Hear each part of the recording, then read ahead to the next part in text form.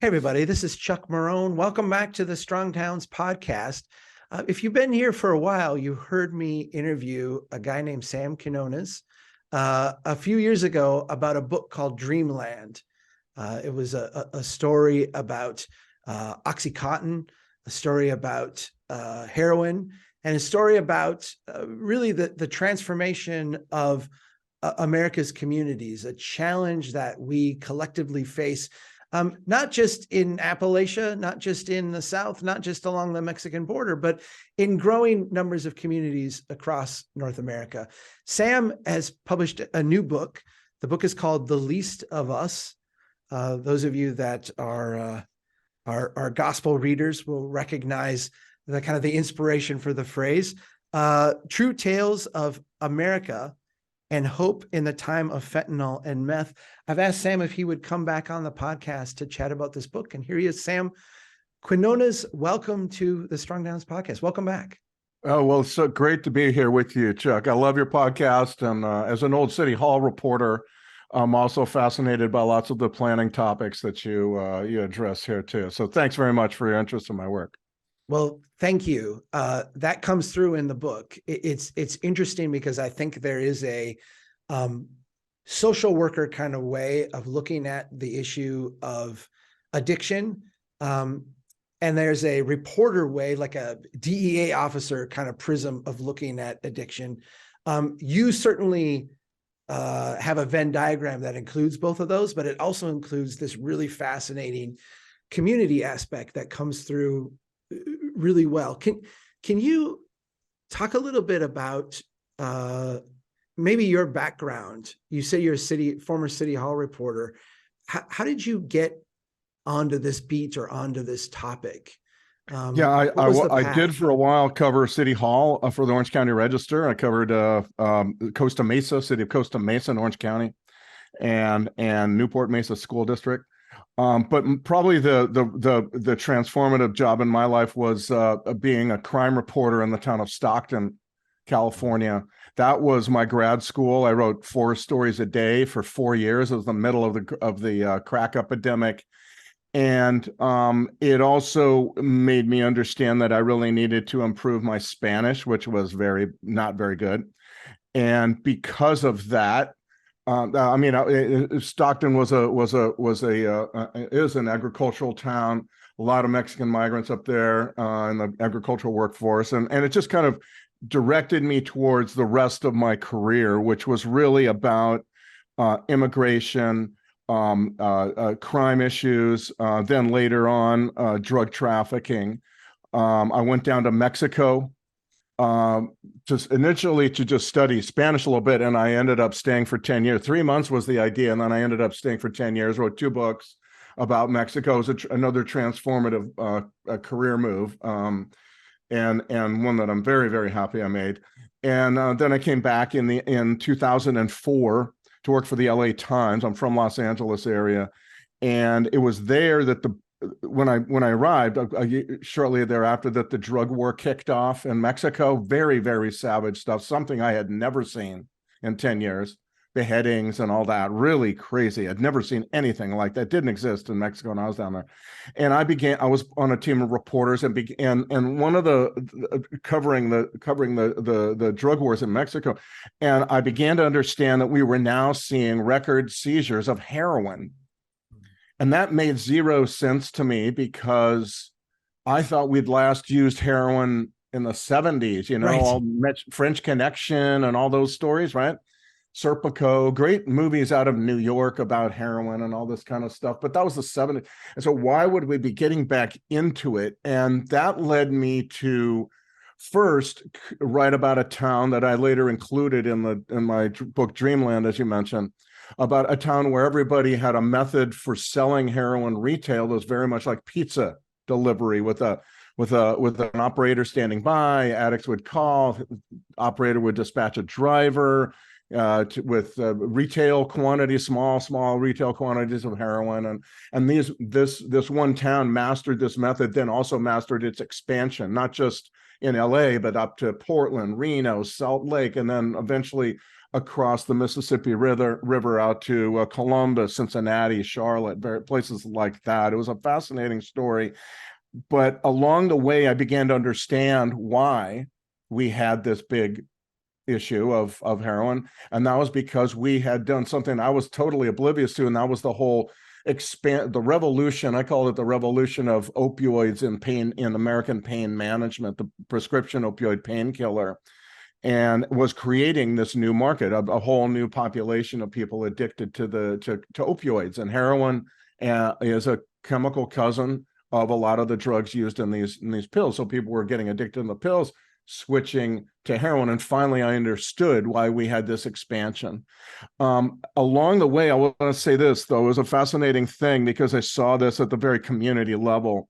When I was writing Dreamland, I really despaired. It was very tough because people at the local level did not want to talk about it. It was a real silence.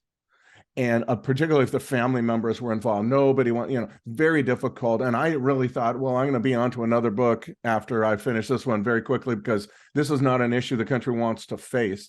Well, when Dreamland came out, to our great surprise in my house, I began to get all these invitations to come speak. You began to see a real expansion of community awareness of this topic in a way that did not exist just a year before, 2 years before, when I was writing the book. It was very notable to me because I'd lived it.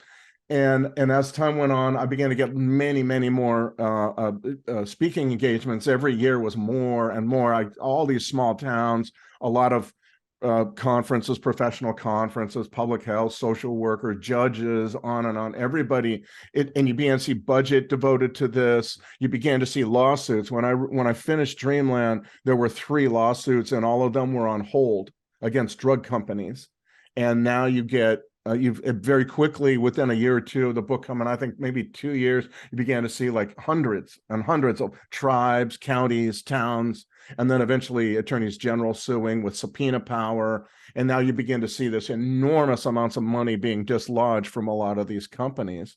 But along the way, I began to realize that the story itself was also changing. It was no longer pain pills to heroin.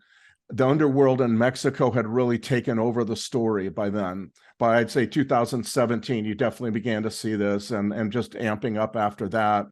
And you began to see the reflection of a radical revolution down in Mexico in the trafficking world, away from plant-based drugs and towards synthetics made only with chemicals. And eventually, of course, the main 2 of those were methamphetamine and fentanyl. And that these drugs weren't just new drugs, they transformed everything.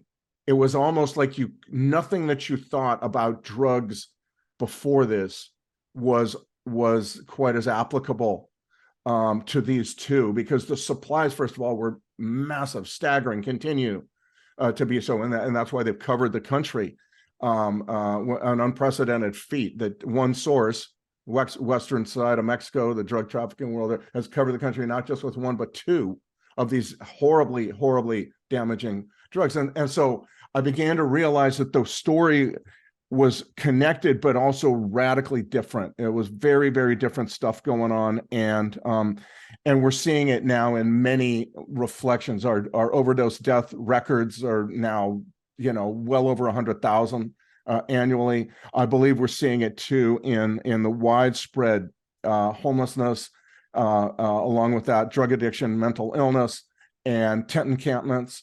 And so it just kind of one thing kind of led to the other. And since then, I'm basically a beat reporter at heart. I don't stop reporting on a story once I've published it. And so I've been doing many, many interviews just to keep myself current. And it's clear to me that this is what I wrote about in The Least of Us has not changed. It's really gotten kind of more pronounced, more enhanced, and people are recognizing it more now because COVID seems to be in some kind of retreat, and now there's other issues that people are focusing on. There's so many threads here that I found just mind-blowing in this book. Can we start with I think the early one, which is a little bit the shame, the pathway towards from getting a normal prescription for pain, and how that, this goes a little bit back to dreamland, but how that gets you to heroin. Sure. Can you talk a little bit about the pharmaceutical companies and how, maybe even if we start out being generous, an idealistic way of helping people? Yeah, there was a lot of all of that. There was a lot of all of that early on, and that there was a lot of greed. There was a lot of idealism. There was a lot of, now we can do something about pain. The idea was, particularly among pain specialists, that we did a poor job of treating pain, which is true. Right. And that we now had, there was almost this messianic fervor that we now had this tool. We'd always had this tool with which we could eradicate pain. Literally thought that, this is something that derives from the central nervous system of our brains, but we could now eradicate pain with one tool that we've always had, if we'd only learned that it wasn't as bad as we always thought it was. And these were opioids. Drugs derived from the opium poppy eventually, and that these drugs could now be used. This was the buzzword, the buzz message, which was these drugs could now be used on virtually anybody who was in pain, any pain patient, because they were now known to be virtually non-addictive when used to treat pain. Now, this was not known. This was an invention, a kind of a wishful thinking on some people's part, and on other people's part, just pure out and out, fraud. Yeah. But this became, and then that was married with the pharmaceutical companies who took it to more of a fraudulent level, in my opinion, where with very, very aggressive sales techniques, visiting particularly primary care family docs who didn't really have much background in pain, but were seeing this new message that these were now useful for almost any kind of pain, and that their patients too were coming to them, a kind of a change in American health patient the health consumer, which was to say that if I go to the doc, I better get a prescription. That's the successful, that's a successful appointment. And so what you began to see is a marriage of the pain specialists and the pharmaceutical companies and their very, very aggressive techniques, a real increase, huge increase in the number of sales, tripling basically in the number of sales salespeople selling this stuff all across the pharmaceutical industry, but certainly in those selling the opioids. And so you began to see, almost like by 96, when OxyContin comes out, you begin to see like opioid prescribing take off like an airplane leaving a tarmac, and it just doesn't stop rising for another 12, 15 years, something like that. And the supply of these drugs are everywhere, and people are given them for things that never would have been given them before. But also, it's more importantly, they're also given refills very, very easily. And so if you finish, these pills are really, really excellent. These are drugs that are excellent for very short-term, very intense pain, like post-surgical pain. They are not good for prolonged pain treatment and this kind of thing. And what you began to find is people using them that way, going back to the doc saying, hey, I need more. And soon refills became a big part of the story, I think. And eventually you began to see all across this country, because doctors were badgered. Some went very reluctantly into this new world. Others eagerly embraced it. But whatever the case, it was happening all over the country. We began to see people all over the country now addicted to these pain pills. And eventually the underworld, I would say among the very first were the guys from the town that I wrote about, from the small village in Mexico, who had a very expansionary business model. They couldn't kill each other. Once they're competing for a market, they know where each other's mothers live, so they're not going to be killing each other. That would just create all kinds of havoc back home. So they have to constantly look for new markets, and you see them begin to expand through the 90s, and then across the Mississippi River into the areas where the opioid epidemic really began, like Ohio, Kentucky, West Virginia, Tennessee, Indiana, after like 98, 99, 2000, right in there, you really begin to see that. And so, but people switch to heroin because because the pills get very expensive. For some, they lose their insurance. Others, the doctor just shut them down, say, no, oh my God, what have I done? I've created an addict here. And so they very, very, alarmed, they shut that down. There are a lot of different stories, but basically people have to then switch to the black market. And the black market for these pills is $1 a milligram. And so if you're using 200 milligrams a day of these pills, you have to spend $200 a day. You can't do that.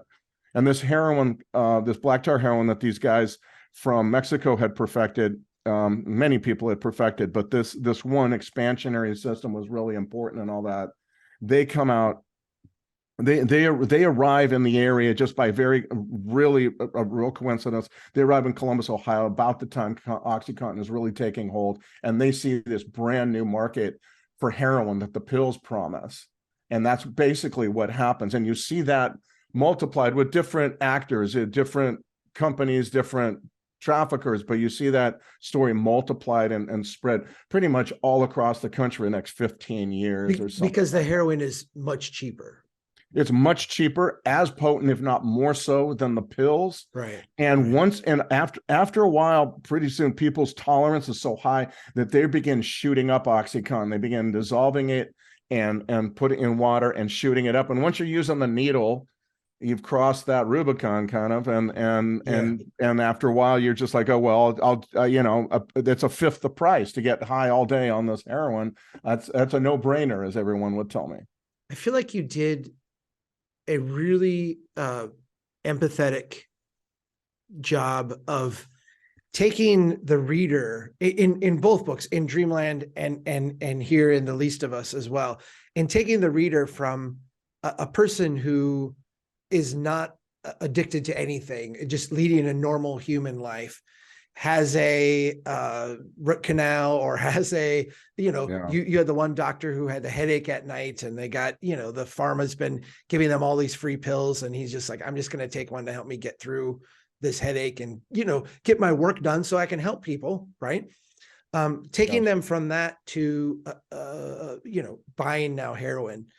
And I think a lot of us who don't intersect with this world can look at that journey and see maybe the starting point and the ending point, and ascribe within that some deep moral failing or some human frailty and weakness that, like, I don't have, right? Like, that doesn't exist in me. I feel like you did an amazing job of humanizing that and getting the reader beyond that. Well, that was really the effect of the process I just described, was to create whole new markets of people who are now addicted to opioids. And so, yes, you had people who had car accidents, a lot of high school or college sports industry injuries. It seemed to me that football almost became a gateway to heroin addiction at a certain point in some areas, because football creates chronic pain. And back then the doctors were just like, just take these pills, and you began to see families also. A lot of these families had no conception of what to do once their loved one, child, but even, husband, grandpa, no conception of what to do. And really the effect was to maintain massive nationwide silence. And that's another reason why this spread so effectively, is that people all across the country were just afraid to talk about it. And because they had grown up thinking, well, this is for the guy with no teeth living under the overpass, and now my son is lying to me. He's stealing my stuff. He's like giving me all kinds of lies about how he needs money to go here, and he's using it for. It became, people really were overwhelmed by the feeling that somebody had occupied, some force, evil force had occupied their loved ones. It was no longer the same person. People lived in terror of late night phone calls that loved one was now dead or in jail or whatever. Sometimes people were really relieved to find that their loved ones were in jail, because they knew at least they weren't going to be dead, and this was going on. This began again in those areas, with maybe Columbus, Ohio was like almost the central point. But then it spread. By the time I was onto it, it was all over the country. It was happening in Charlotte, it was happening in Orange County, California, Florida, many, many, many places on native reservations. It was up in the Northwest. It was everywhere because the supply was so vast and unrelenting all across the country. You use throughout the book, you have this discussion about sugar, and I'm going to admit to you, I love your writing and I love your reporting, and I feel like I get your style. Like you really speak well to me, but I wasn't sure where you were going with the sugar thing. I kind of got it, and then it started to because you kept coming back to it throughout the book, and it started to make sense in a way that I think people can relate to. Right. The idea that most Americans are in some sense addicted to sugar. McDonald's pummels us every day with, ads.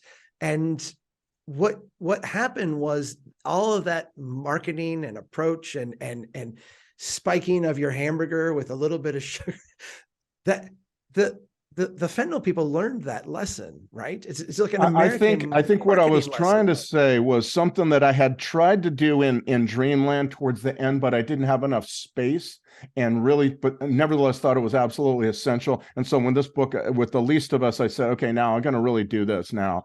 And that is to write about the toxic soup of legal addictive stuff that has become massively, aggressively marketed to us in your and my lifetimes. This did not exist I wouldn't even say in the late 90s so much, or in the early 90s, but has over the last 20, 25 years has become more and more pronounced with all these different things that are highly addictive given our brain chemistry. One thing I wanted to do in the least of us was talk about the brain chemistry that allows you and me and everybody to have the potential for being that addict eating from the trash, right? And we are prodded, manipulated, plucked, all kinds of ways by mass marketing to obey those deeply evolved from millennia impulses to want stuff that give us that rush of good feeling and dopamine and all that. And sugar is certainly one. One of the most recent ones though is I'll get to sugar in a minute, but the really is alarming to me is the gambling apps now that you see on any sporting event. Every athlete seems entitled to go on and convince people that gambling via app is somehow a good thing to do. I think that's an outrageous development, should never be allowed. I'm not sure how that's legal. It should not be, because gambling is all in a line of pornography, video games, gambling, Facebook likes, social media, on and on and on. And sugar is one of the ones that's been used longest. People have understood the profound desire. We developed a love of sugar because early on in the evolution of the human brain, we got it so rarely. And now we get enough sugar in a day or a week that would really correspond to as much sugar as our ancestors hundreds and thousands of years ago would get in a year, right. And we have that desire. And so I wanted to talk about that. Plus I felt that, and again, this is also, you get this panorama, right? You start with the Facebook engineer, the casino designer, and so on. And out at the edge of all that is the Sinaloa drug cartel. Right, the drug cartels down in Mexico, they're all doing the same thing, which is trying to manipulate our brain chemistry. And once you understand that and understand a little bit of neuroscience, I believe, my feeling is, you can be a freeborn American again. You can say, I understand what is going on here, and I can take intentional actions to not participate. And that's what I think we've done in our household. We don't buy junk food. We certainly don't gamble. There's all these things that we've kind of like stepped back from, understanding that that's what they're they're all about. And so that, to me, that was a part of the story that I really, and sugar is like one of the most basic things that is highly addictive, not to the extent of heroin, but it hits the same brain receptors. I mean, there was a thing, there's the experiment I talk about in The Least of Us in Princeton, where they got rats dependent on sugar and then gave them naloxone. Naloxone is the almost miracle drug that will bring you back from an opioid overdose, but it'll send you very quickly into withdrawals. And with the rats, you give sugar-dependent rats naloxone, and it sends them into withdrawals, the same as it would do with a heroin addict. And means that the sugar is hitting those same receptors that heroin hits. So. Yeah, I found it stunning, and it was just a one line in the book about how McDonald's, for example, hasn't changed their logo in years. Yeah, decades. These are prods. These are impulse, creators. Yeah, they're things that, in a sense, tap into, like when you see that at the time of the day when you're kind of hungry, it automatically translates to, well, I would really like a cheeseburger and fries. And everybody understands the no friction idea behind use. Make it as easy as possible to use this stuff, and that's why you see it at every off ramp, every Burger Kings at all these different intersections and so on. Make it easy to use. Sodas very easily available in the middle of a grocery store. Yes. So now we have humans who, because of our evolution, are kind of primed to be exploited by the release of chemicals in our brain. You take the pill companies pumping out and recommending doctors prescribe more and more of this stuff. They wind up getting pulled back, and you see people transferring to heroin. Now enter in this fentanyl thing. The thing that blew my mind in your book is the story about the cop who just ordered the fentanyl from China. And I'm looking at that going, this is the internet age now transferred over to something else. This is the world is flat, the end of big, and in some ways this has got to be a threat to the cartels. But on the other hand, in a way that's just absolutely devastating to humans. Yes, and I would say the Mexican drug cartels figured out a way, though, of making it a benefit to them and acing out the Chinese in a sense. The Chinese couldn't, and that has to do with the fact that Mexico, it did that with the United States, and that's because we share a 2,000-mile border and free trade with the country. The countries share that, and so they were able to begin to make it themselves, and then and China was really cutting back and prohibiting a lot of companies from making it at a certain point. And so the Mexicans basically stepped in and bought the chemical ingredients for fentanyl from the Chinese, made it themselves in quantities that are, again, as I say, staggering, just beyond anything. We now have the whole country covered. You have fentanyl in Maine, you have it in Skid Row, LA, you have it in Oklahoma, you have it everywhere, Michigan. And that is only possible because of the Mexican traffickers being able to produce at these quantities and smuggle in these quantities through walls. I might add, most of that stuff comes through border crossings. It doesn't come on the backs of somebody walking through some canyon somewhere. It's in trucks. And so you get this, but you're right, you get this kind of like globalization of the trafficking world where everybody's not looking for sourcing. And it used to be you just grow it, but now you have to find the sourcing, and they don't make all these chemicals in Mexico. So but they do have the essential idea is you no longer need land or sunlight or rainfall. What you need is shipping ports. As a trafficker, now you can get any kind of chemical you want from shipping ports if you control them, and they do, particularly two on the western side of Mexico. You can control all the, you can get chemicals from China, from India, but really the world, I mean, if you want to, and their control of those shipping ports is pretty vast. And so these, you know, you're getting shipping containers loads of these chemicals coming in, which explains why you have fentanyl and meth, by the way, in New England and in LA and in Oklahoma and Michigan and everywhere else. It's because the trafficking world down there is so sophisticated, is so well moneyed and armed with guns they get from here, by the way, and that is that they, and there's so, the other thing is this: down in Mexico, on the western side of Mexico, there's an enormous now knowledge base of how to make these drugs. There's not just a few folks, and you know, they employ university chemists, trained chemists, and now many people know how to make this stuff very easily now, and that's kind of what lends itself to this. It starts out from China, but China could never, they would mail it in pounds at a time, like a pound here, a pound, but you would never be able to cover the country in the way that we now see these two drugs covering the country, mailing it through the mail from China. It comes from Mexico in truckloads. That's how you get to that point.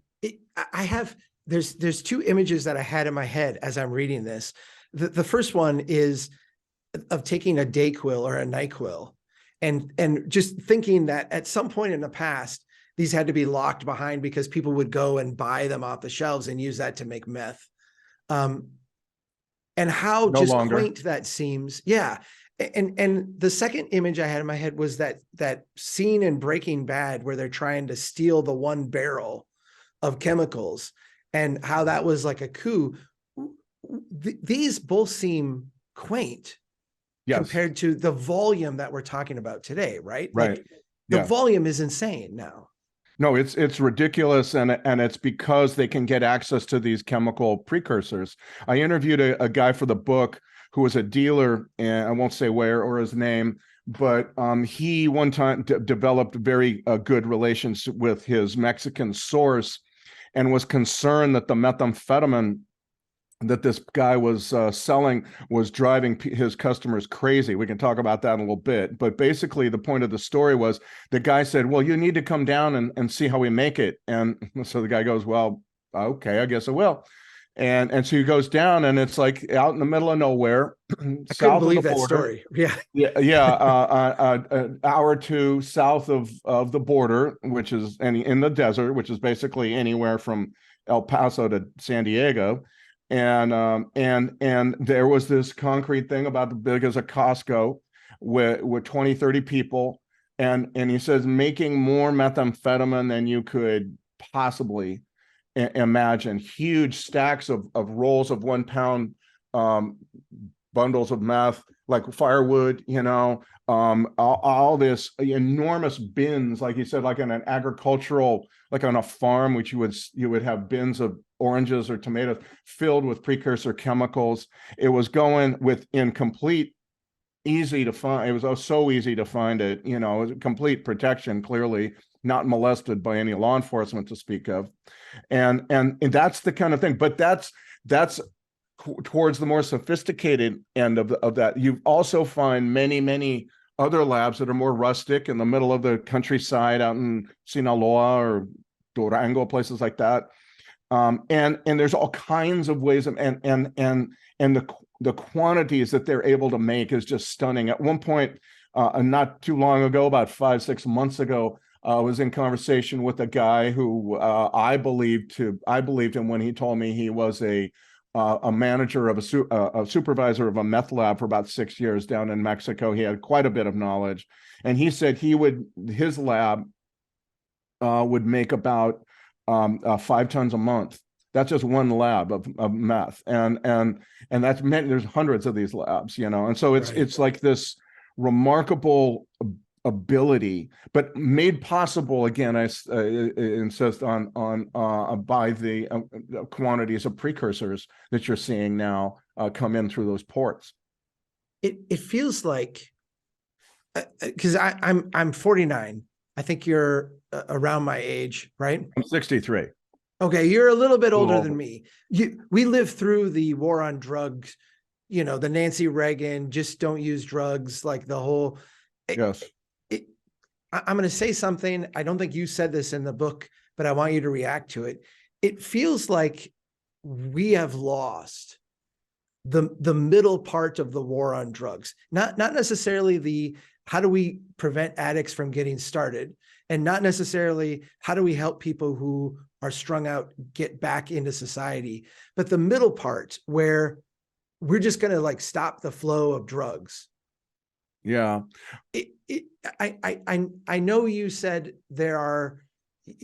you said you have misgivings about legalizing marijuana. I share your misgivings. You said you had misgivings about some other things. You talked about gambling here. I share those misgivings. It feels like that middle part, we've almost acceded to the notion that there's always going to be now. And cheap, I have to say, I disagree drugs. that Please. needs to be, I disagree that needs to be the case. Okay. That is the case, but because we have both Mexico and the United, this gets down to two countries, really. Yes. Mexico and the United States, and neither one has fully understood its role and what it needs to do. And these are hard things to do. If they were easy, maybe they'd have been done. Right. Mexico needs to really address the very deep corruption that is going on in their country. They have a perfect opportunity to do something profound about the supply of drugs, because no longer in Mexico are you growing drugs, right? So before, these were, Mexico is a vast country, mountainous country. You have to find all the marijuana grows here and all the poppy grows, and that's very difficult. Now, really, all you need to do to have a profound effect on the amounts of drugs that are being able to be made in Mexico is attack, I would say, maybe 10 shipping ports, as well as the Mexico City airport. This involves concerted, attention, well-paid, high morale among the cops doing this, but it's not. I can't see how it's as difficult as it was before. Will those traffickers go to other countries and find ways of making drugs in other countries? Of course. But that's the point. That's not the point. The point is you cut off, you begin to really address the problem in Mexico, where they have easy access to this 2,000-mile border. It's a process of the same way of dealing with crime in certain neighborhoods. You deal with crime in this neighborhood, it might move to another neighborhood, but then you deal with that then. It's the idea that we've got into this idea of saying, well, if we can't solve the problem entirely, then small steps aren't worth taking. And that's nonsense. That's completely contrary to how I see social change and effective approaches really happening. On the other hand, the United States, we have vast amounts of weapons. I was going to ask you this. Yep. Going south. Yeah, it is I don't believe it's a coincidence. Maybe it is, but the vast savage cartel wars erupted in 2005. That's where you really begin to see the unbelievable savagery. This was a year after I left Mexico. I couldn't believe what I was watching from the safety of LA. That happens to be, coincidentally or not, 1 year after we let our assault weapon ban lapse, which is 2004. Now assault weapons have become clearly the weapon of choice of all those warring factions down in Mexico. And I believe it's one reason why, one of the things that ensures their impunity to be able to make methamphetamine in this staggering amounts and make fentanyl in these catastrophic amounts are the weapons that are bought very easily and smuggled in small amounts. No one's smuggling, huge truckloads of weapons. It's more like a trickle, but every day, all day long, everywhere along the border, 5 guns, 10 guns, many boxes of ammo, all that kind of stuff. And to me, we have never done anything about that. I really think that these two steps, as well as kind of a collaborative approach to this stuff that really involves both countries beginning to work together in ways that they never really had. No president in my lifetime certainly not in the time when I was down in Mexico, but no president in my lifetime has really achieved that new relationship with Mexico that we need. And Mexico has, I'm sorry, Mexico has never been part of the drug war. If you read a great book called The Dope by Ben Smith, just out in the last few months, it's really a history of what's the drug trade and drug prevention efforts down in Mexico. He makes it very, very clear that from the 50s on, Mexico has always been kind of a leaky boat. You're trying to bail the water out of the boat, and Mexico, it's just like there's been no attempt to really seriously address this. On the contrary, certain parts of the Mexican government have been actively involved in promoting the drug cartels and profiting from them, that kind of thing too. It seems to me like if we want to try to understand, and tell me if this is right, because I'm trying to understand it myself. If we want to understand the difficulty that Mexico has in dealing with their side of this problem, yes, we have to say, what would it take to deal with the gun side of our problem? And precisely. I think we can see how that's like a like that's not a simple thing. No. There's many like levels of culture intersecting with finance, intersecting with greed, intersecting with and one thing is also to more fully fund ATF, alcohol, tobacco, and firearms, which is a bugaboo for the gun lobby. They don't want that agency to really have a lot of power or ability to maneuver. They don't want those guns once they're seized to be able to be tracked back to whatever gun store sold it, and make that public, make that information public. Last I checked anyway, this was not possible. All of that needs to be part of the mix. And you're right, it's a very, very difficult thing to do in this country, particularly in the current climate we have. But if you want to do something about meth at historic low prices and everywhere in the country, driving people to insanity all over the country, and fentanyl killing people in record numbers again, all across the country, that has to be part of the mix.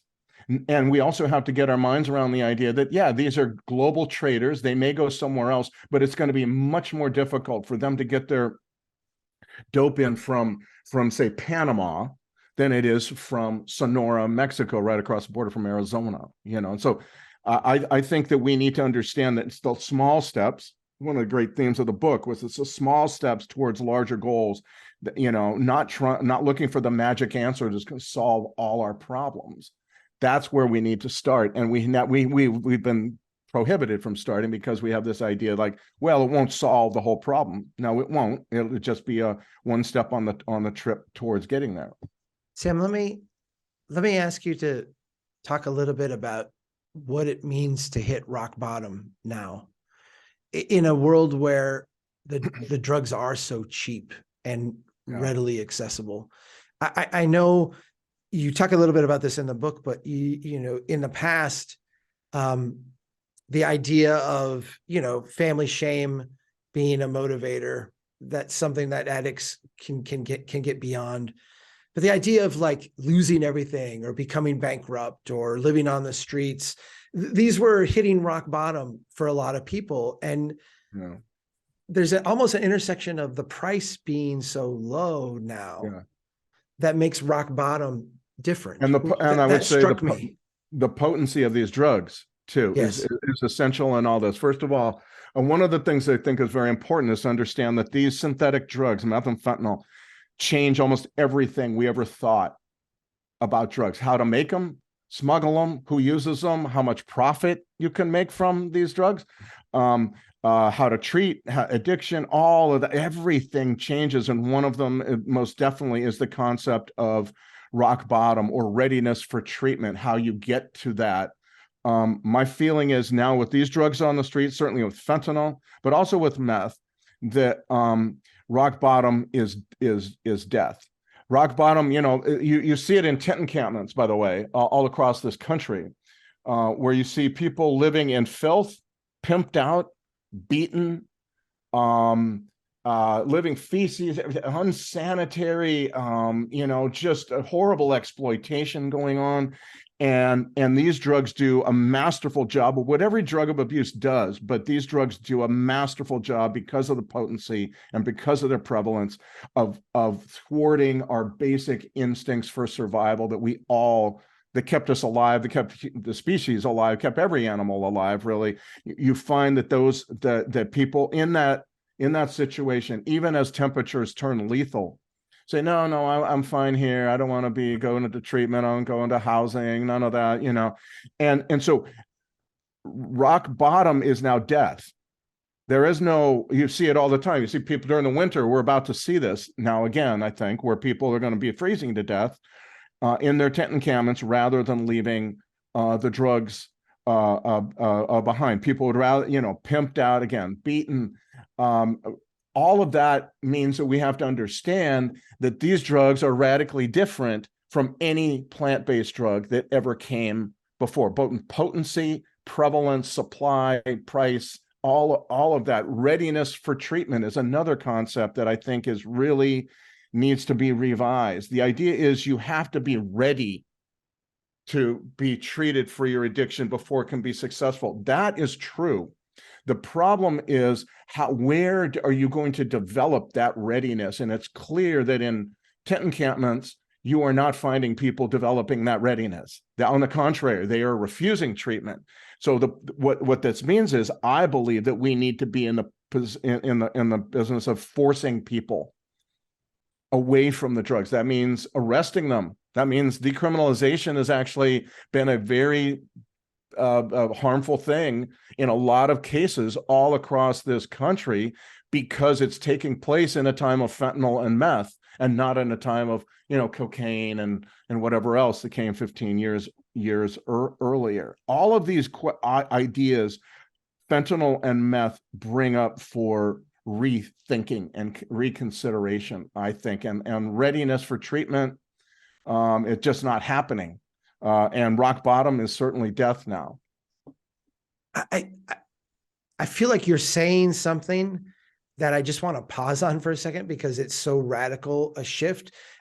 I hope people go out and read this book, because it really, I feel like, having read Dreamland, having followed your work, I knew a lot about this topic. The way this book just blew it took everything from Dreamland and just 10x'd it up.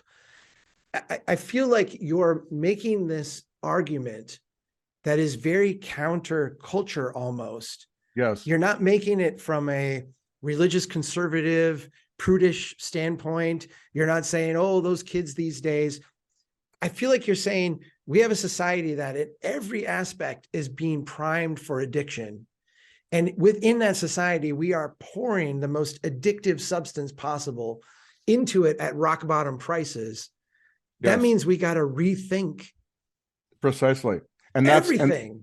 Yes, that's exactly right. Yeah, there's all those other ideas are possible. That's not the one that they're not how I get to this. It's to say that fentanyl is killing people in record numbers.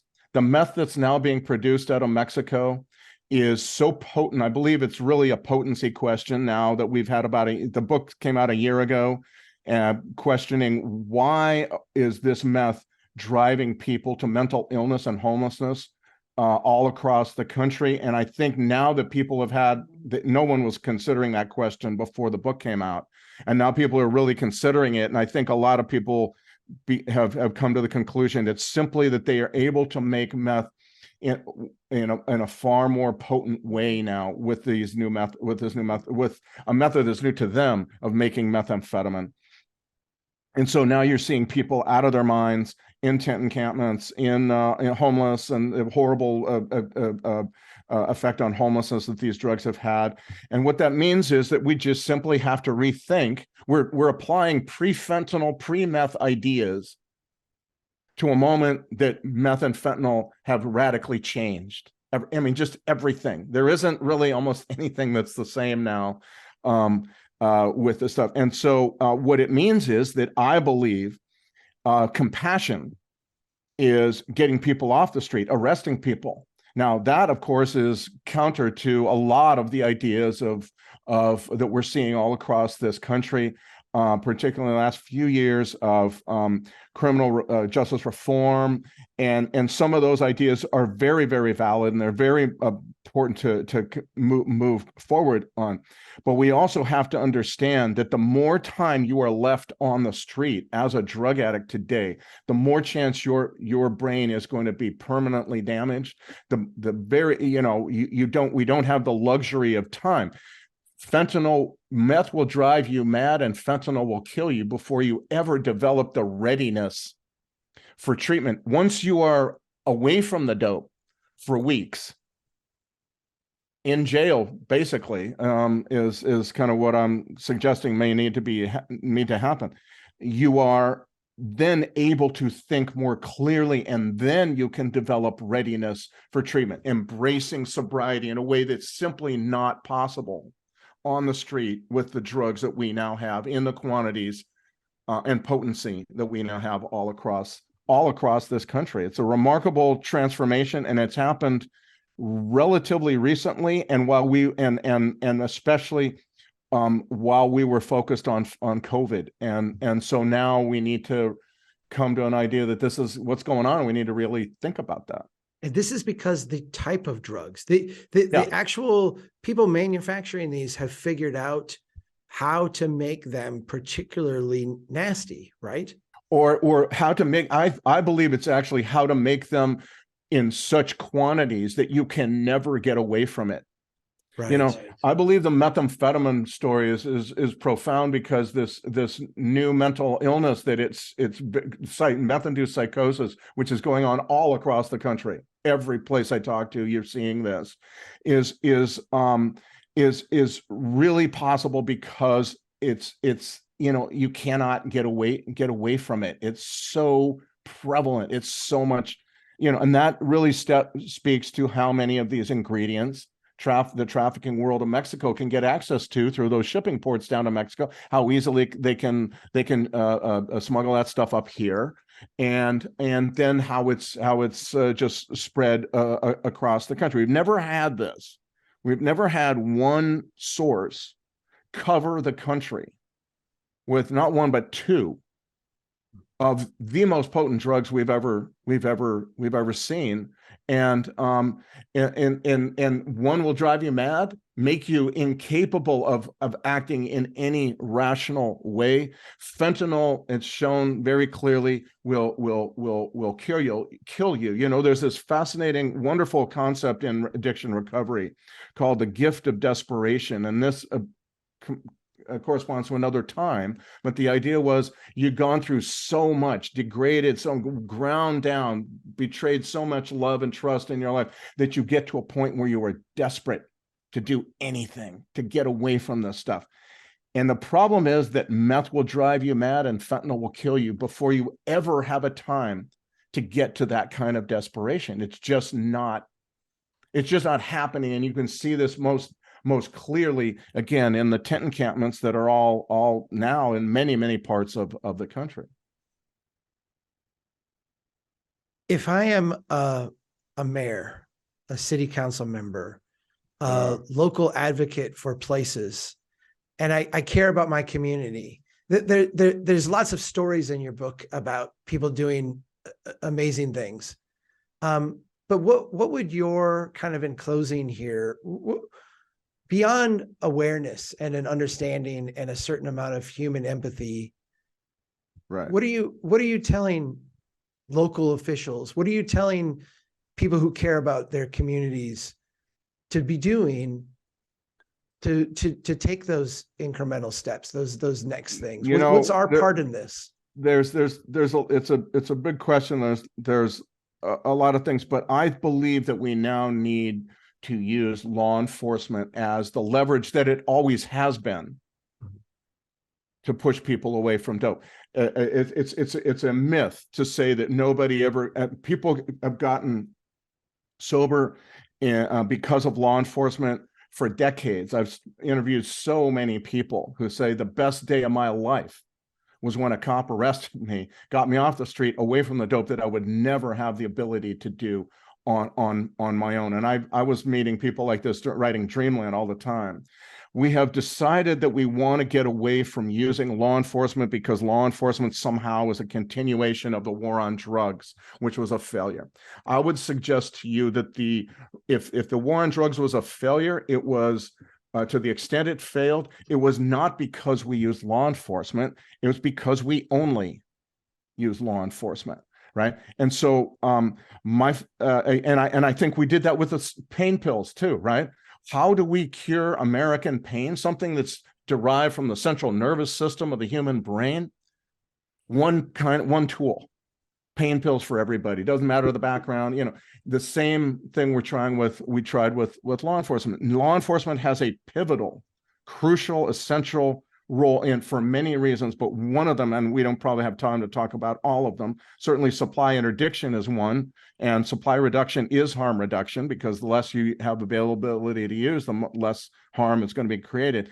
But I would say that one of the things that I think many communities now need to consider, and I think these two drugs are making it essential. Used to think it was a good idea. Now I think it's an essential idea, and that is rethinking how jail is used. Jail, as you know, there's 3 chapters in my book about a county in Kentucky that has rethought jail and recovery pods in jail, meaning jail is not what you've always thought it was, not a place, and we've never used it well. It's been a kind of an extension of the throw away the key thing, where you just throw people, they vegetate for weeks or months, then they get out, and there's nothing much that's gone on during your time in jail that's been positive at all.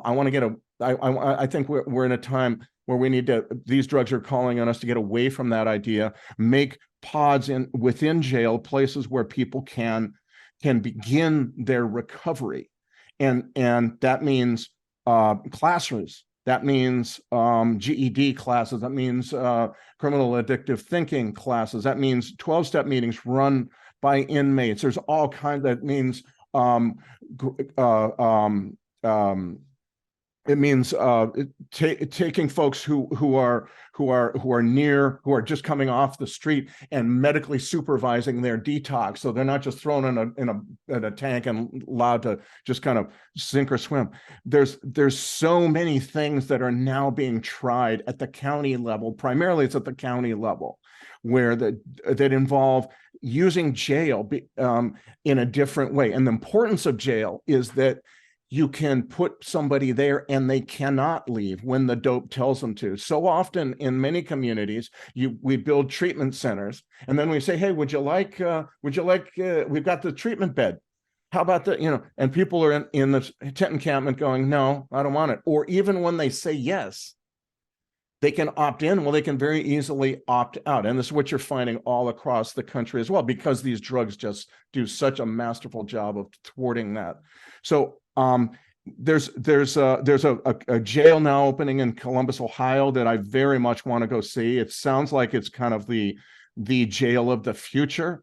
Again, this is all an experimental phase. This is all people stumbling, realizing what was tried before wasn't working, trying to find new ways of moving forward, given the drugs that are on the street, given the fact that they most likely will be on the street for some time. You're finding counties in particular, in certain areas where the problems have been really pronounced for a long time, trying to figure out new ways of doing it. I think drug courts are also essential. That's a place where you can continue supervision of people, law enforcement supervision of people, with an eye towards them not sending them to prison, but to getting them away from dope, but on the outside now. And I think also what this also involves is that, as in the county, Kenton County in Kentucky that I wrote about, is that we need to develop communities of recovery-ready communities where people have a better chance of succeeding on the outside, because it doesn't do much good on the inside of a jail to do all this great work and fascinating work, and work that's really now necessary given where these drugs are. If we don't have easier access to housing, if we don't have make it easier to get back your driver's license, pay off probation fines. I mean, there's a whole long list of things that amount to a continuum of care on the outside that are really now becoming essential. On the other hand, I think that what that means is a benefit to a community is not just that you've turned a negative into a positive. You also create areas where people's volunteer sense can be used. Many people never view jail as a place to volunteer because why? It's just a bunch of degenerates, right? You know, and once you have that, what I've found in certain areas is once you have these places where people are actually beginning to move forward, it ignites a certain amount of community energy that was now laying dormant. So these are, I mean, that's a very long conversation, and it's probably a conversation could take up a whole other hour, and I'm happy to do it at some point. But for the moment, these are the things we need to understand that fentanyl and meth require us to look at, reuse, let's say, or reemploy law enforcement in profound ways, because that leverage is the law enforcement leverage, the threat of going to jail, the threat of going to prison, the threat of a lot of other things is about the only thing we have that really counteracts the profound power over our instincts for self-preservation that these drugs have exerted. It's hard for me not to think about the idea of people getting that type of law enforcement intervention, ending up in a jail like the one in Kentucky, where the inmates are holding themselves accountable in order to stay in the program, and they're moving things along, but then exiting back out into a community that's not embracing them, not set up for them. Maybe as just a final word, like how important is it for us?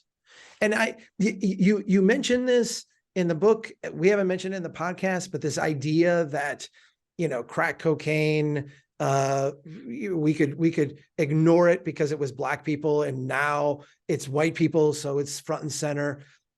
I think we can look and say that, you know, obviously that was wrong. We have to apply this in a broad sense. Yes, absolutely. How can we become a better society in Black communities, white communities, across the board? How can we become a better society to help people who are actually working to get out of this, to break out of this? And that's a great question, Chuck. And I think that once you begin to study what most trips people up, you can see, that actually leads to the answer. You know, ease of transportation, for example. So in this county in Kentucky, they take you from the jail when you're leaving to this nonprofit in a shuttle. So they don't put you on a bus to go downtown to meet your old friends, start using again. They put you on a shuttle, and they take you to this nonprofit where you can get clothes, where you can get eyeglasses, where you can get workout, you can find other people, mentors, 12-step meetings, et cetera, et cetera, et cetera.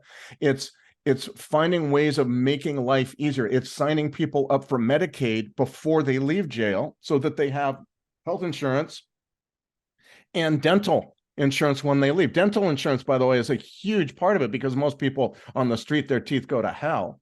And part of recovery is getting better dental insurance. It's getting medically assisted treatment begun while you're in jail, and then access to it while you're out. So you have a shield against the fentanyl that is always out there now. It's in everything, it seems like.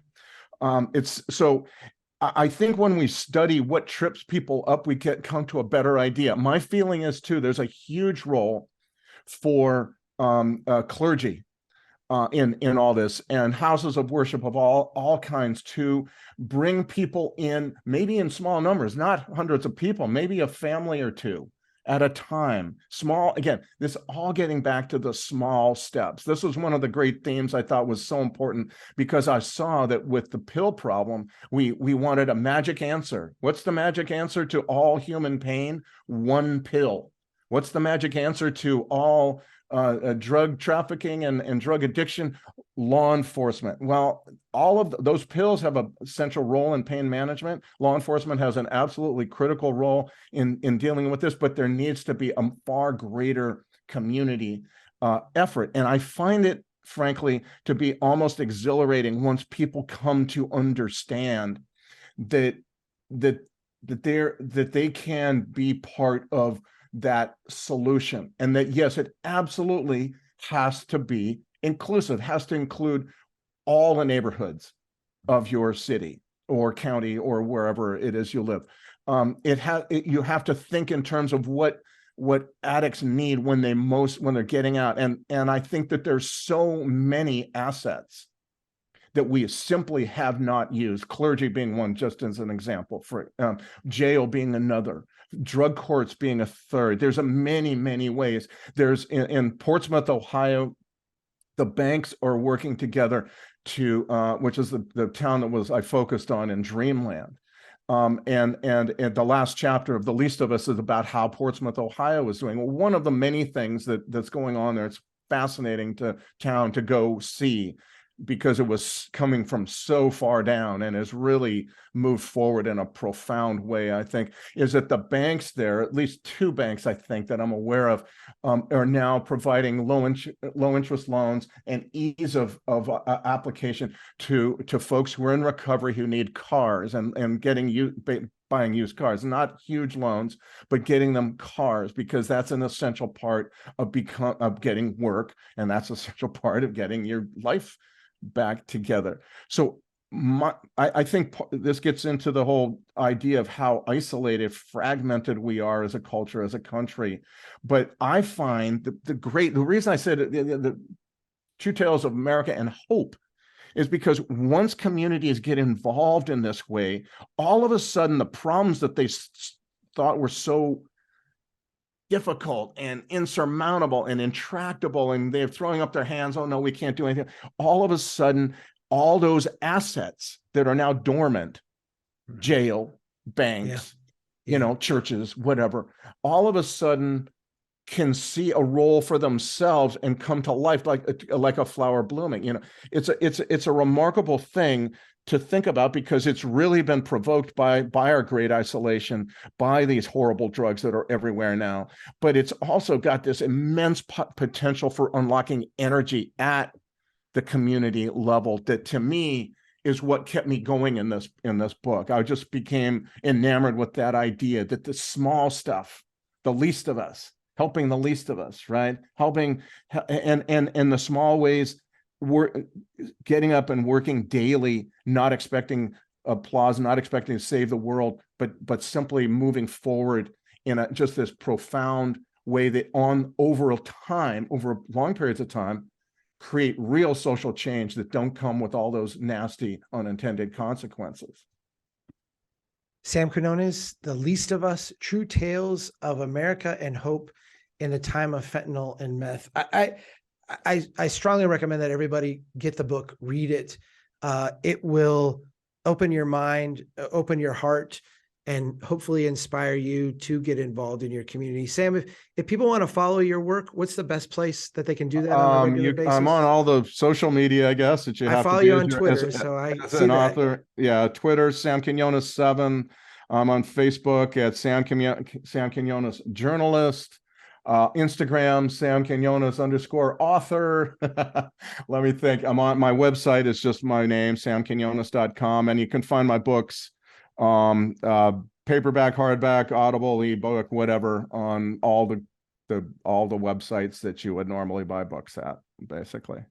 Sam, thanks for your reporting. Thanks for all that you do. It is a difficult topic, but your book does give me a lot of hope, and there's a lot of inspiration here. And I'm just grateful you took the time to chat with me. Oh, on the contrary, Chuck, this is one of the great podcasts. I love Strong Towns, fantastic idea.